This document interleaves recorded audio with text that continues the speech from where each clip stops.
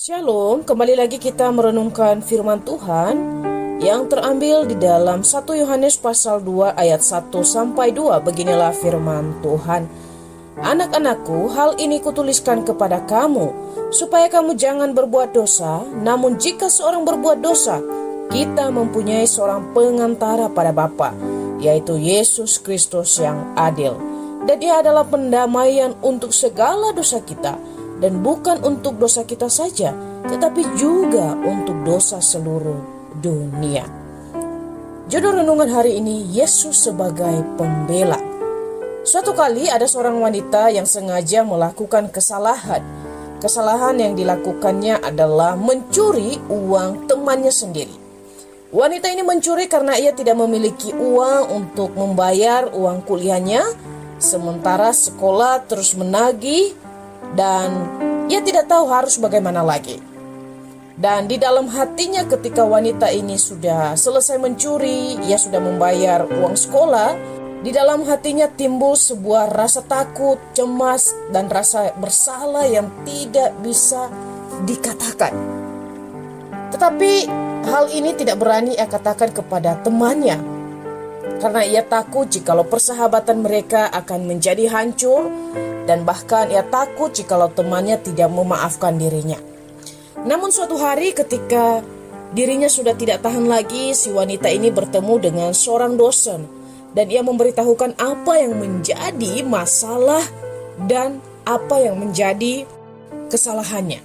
Dan syukurnya dosen ini adalah dosen yang bijak, sehingga ia kemudian menjadi pengantara dari si wanita yang mencuri dan kemudian temannya yang dicuri uangnya, sehingga dua orang ini bisa saling memaafkan walaupun si wanita yang mencuri harus membayar yang namanya konsekuensi, yaitu mengembalikan uang yang dicuri.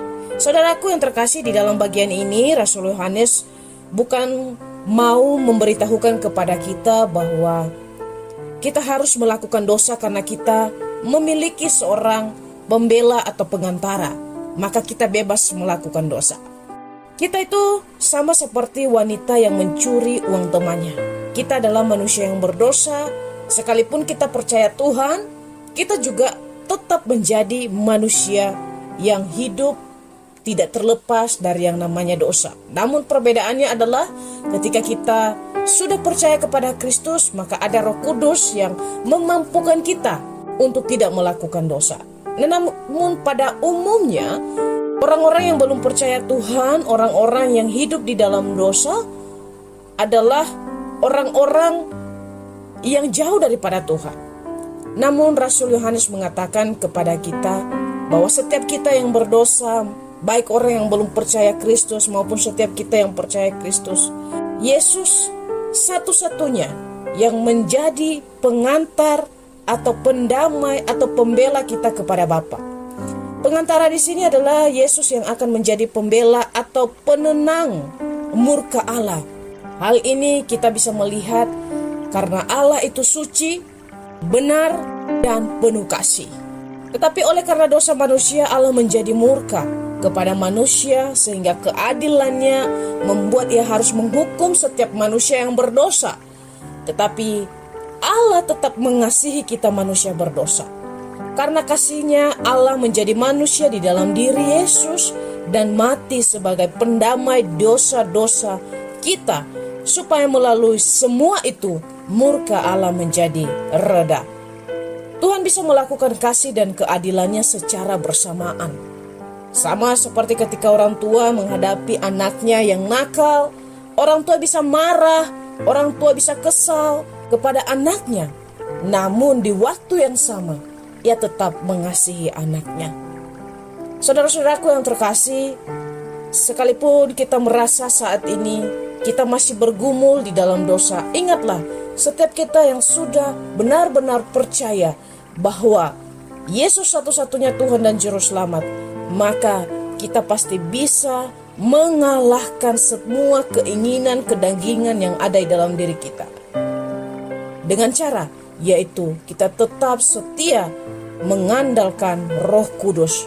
Allah yang ada di dalam diri kita memampukan kita harusnya hidup. Sekalipun kita tahu bahwa Yesus adalah pengantara, Tetapi bukan itu menjadi alasan bagi kita untuk terus hidup di dalam dosa.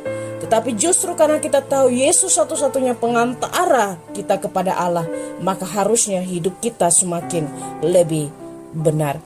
Kesucian Allah tidak memaafkan dosa setiap manusia, tetapi kasih Allah mengampuni dosa melalui Kristus dan hanya di dalam Kristus. Maka marilah kita terus hidup di dalam kasih Kristus yang telah menjadi pendamai bagi setiap dosa kita. Yesus bukan hanya menjadi pendamai, tetapi Ia juga akan menjadi pembela ketika kita di pengadilan Allah pada waktu kedatangannya yang kedua kali. Biarlah firman Tuhan ini menjadi berkat bagi kita. Amin.